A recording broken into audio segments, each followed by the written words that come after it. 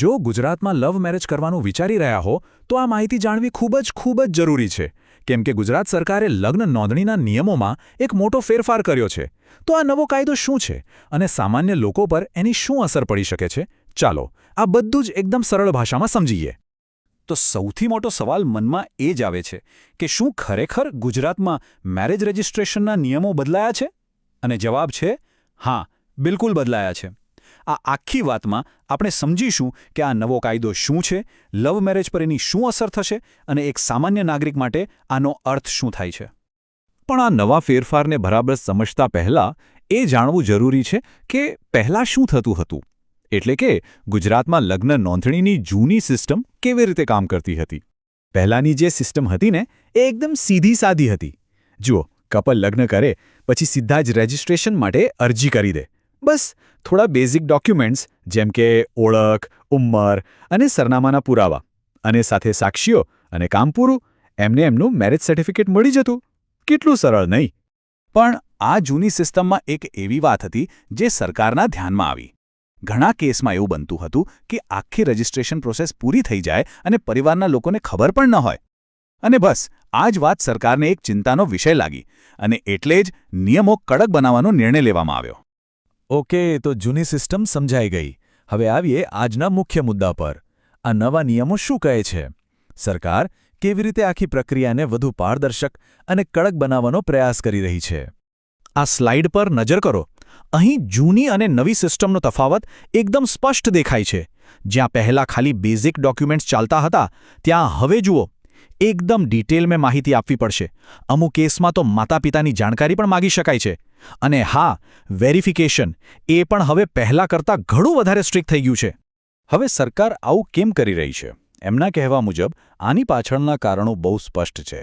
પહેલું, એવા લગ્નો રોકવા જેમાં છેતરપિંડી થતી હોય. માની લો કે કોઈ પોતાની ખોટી ઓળખ આપીને, ઉંમર કે ધર્મ છુપાવીને લગ્ન કરે, એવા કિસ્સાઓ અટકાવવા.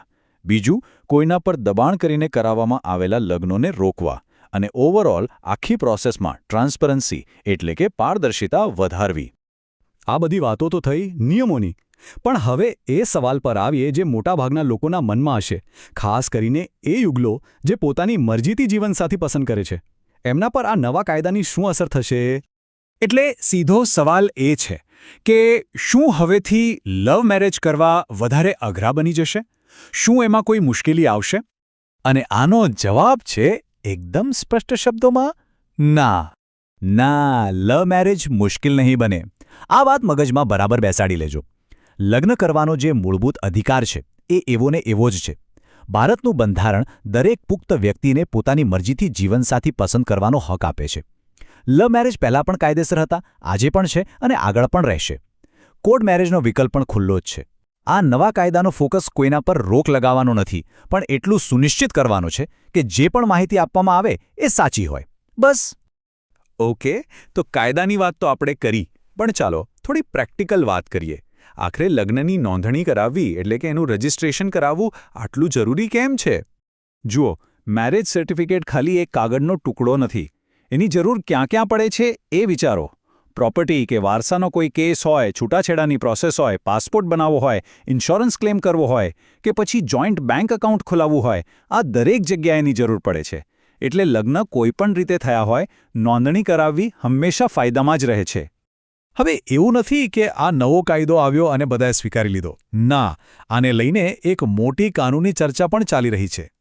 આ ચર્ચાના આમ જુઓ તો બે મુખ્ય પાસા છે. એક તરફ છે વ્યક્તિગત સ્વતંત્રતાની દલીલ, જે કહે છે કે ભાઈ કોની સાથે લગ્ન કરવું એ મારો પર્સનલ નિર્ણય છે.